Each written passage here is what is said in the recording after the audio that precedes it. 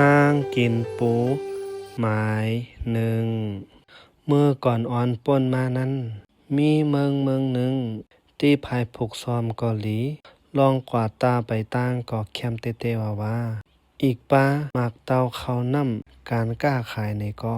ลีเตเตว่าไลว่าเมืองในเป็นเมืองอันเซอเกี่ยวเตเตในอยู่ยาว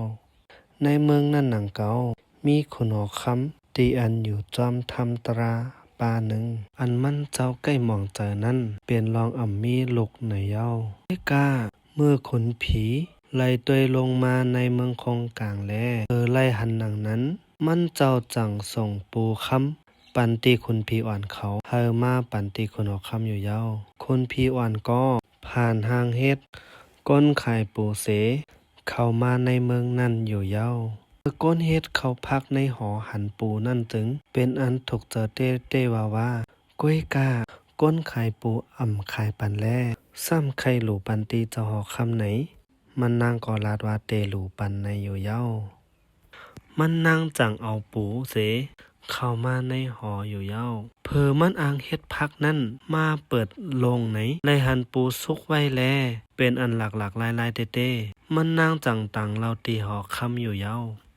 คุณหอคำไรหู้ถึงจังปงคอความลงว่าสังกินปูตั้งปากปลายหนึ่งโตในมดไหนเตมีสู้ปันใหญ่ๆนำในอยู่เย้าก้นเมืองมันเจ้าไรยินก็อ่อนกันว่นว่าเตเฮ็ดเป็นไรเนาะ